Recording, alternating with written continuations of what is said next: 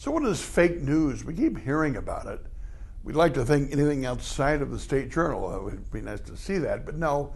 Actually, people think anything on the internet is fake. It's on the internet. We think anything that is on talk radio would be fake. Some people think that.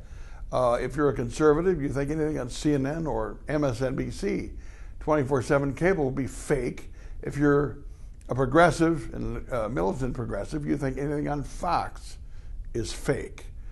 We've reached the point now where that even a straight news story, if it comes from a conservative paper, like the Wisconsin Reporter talking about how Mary Burke was fired from Trek in the last election cycle, was fake because it's a conservative newspaper, even though they had two pretty good sources.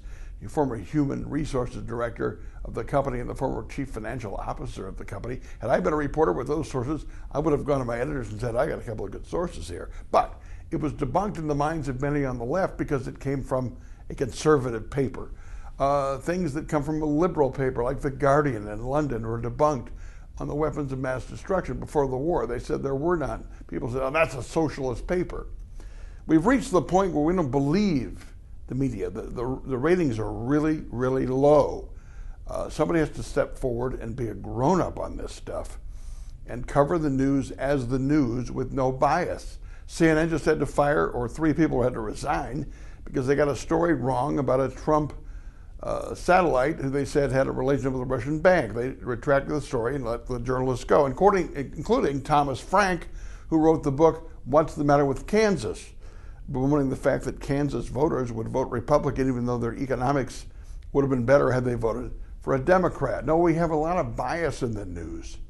Johnny Apple, the late reporter for the New York Times, you know why he's an idol of mine? He reported on politics. He didn't vote in elections he covered. He didn't want to be tainted. What happened to that?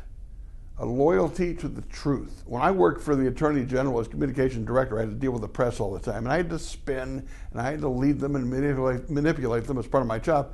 But you know, deep down, I always sympathized with them more than government, the seat of power that I was serving.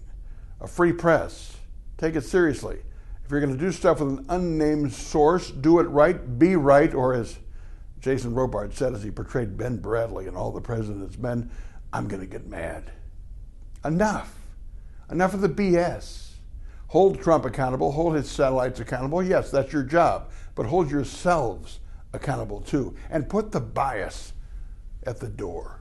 My 2 cents, my 2 minutes are brought to you by Capital Consultants and Edge Construction. Mike Tuig and his staff can read your kitchen, your basement, your bathroom, your staircase, make your home feel just like home.